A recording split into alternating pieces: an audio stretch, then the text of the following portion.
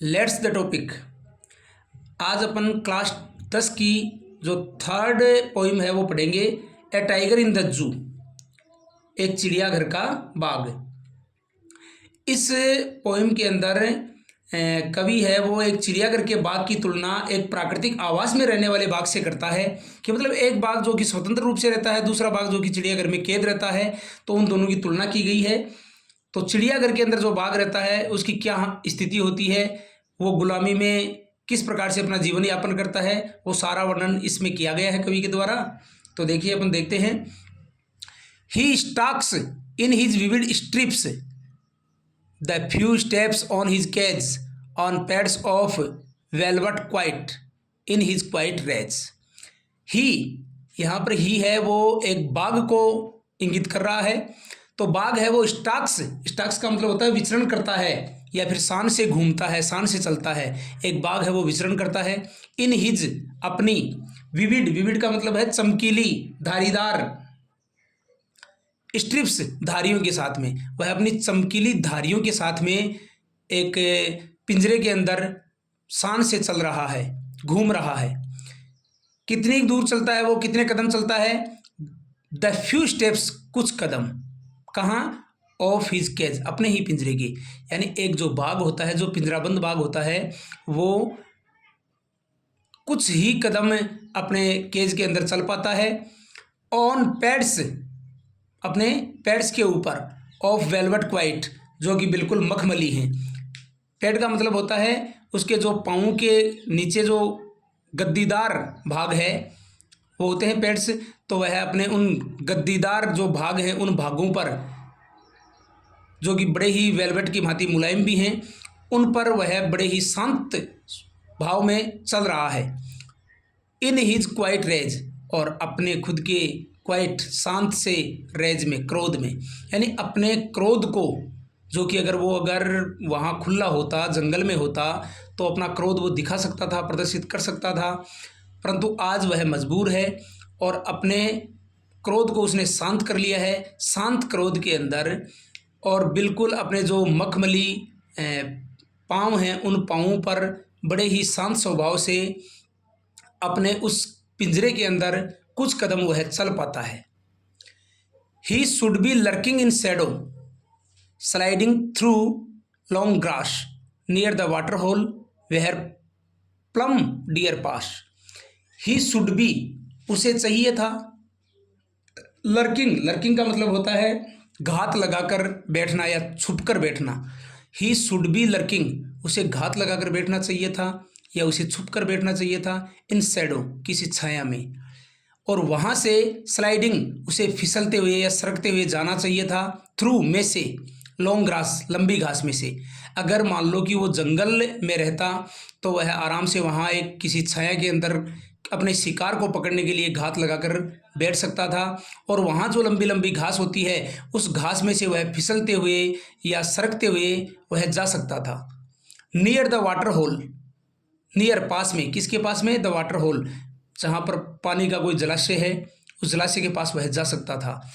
और वह, जहाँ से प्लम, हृष्ट पुष्ट या मोटे ताजे जो डियर, हिरण है, वो पास गुजरा करते हैं। यानी जिस स्थान से मोटे ताजे हिरण हैं वो गुजरा करते हैं। कहाँ से गुजरते हैं? एक कोई जलाशय होता है उसके पास से गुजरते हैं, वहाँ पर पानी पीने के लिए आते जाते रहते हैं।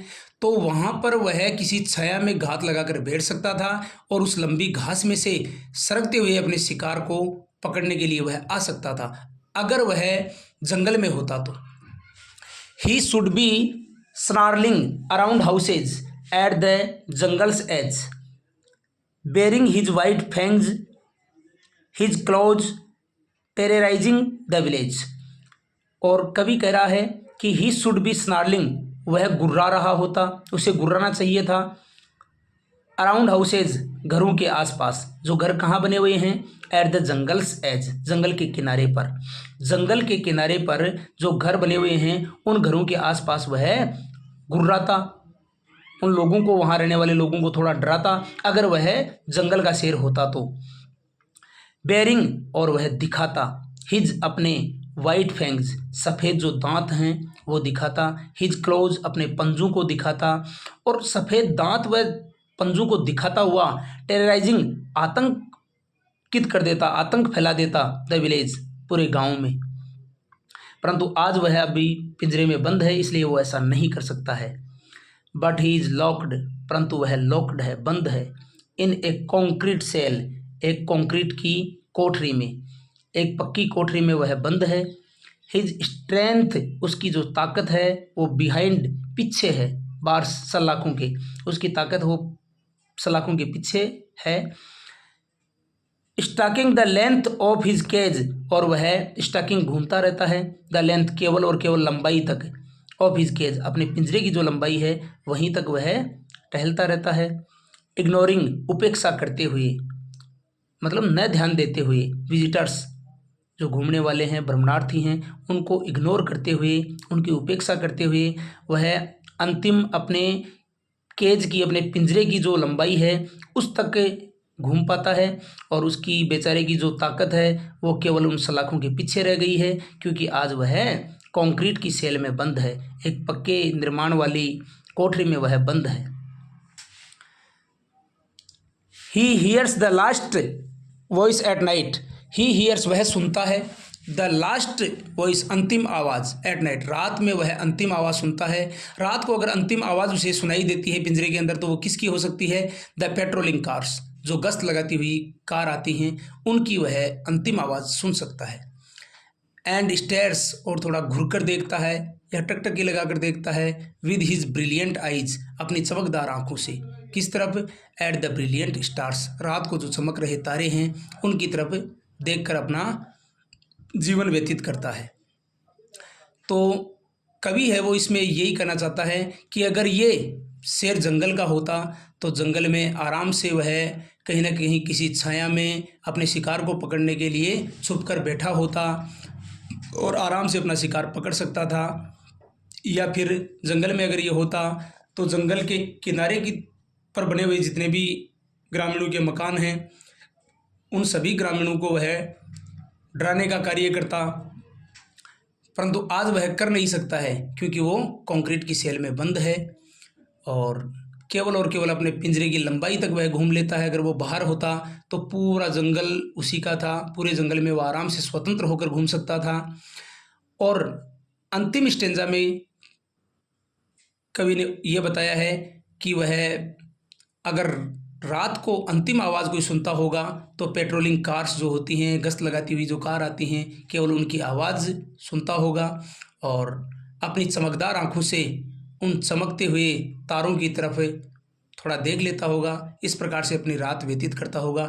तो इस पूरे पोइम के अंदर ही कवि ने उसकी जो पिंजराबंद शेर है, टाइगर है, जो भी है, उसकी व्यथा बताई है कि वो कितना गुलाम होने पर, चाहे वो कोई जानवर हो चाहे व्यक्ति हो, गुलाम होने पर वो कितना परेशान होता है, किस प्रकार से दुखी जीवन वो जीता है, वो वर्णन सारा इस पोइम में कवि के द्वारा किया गया है।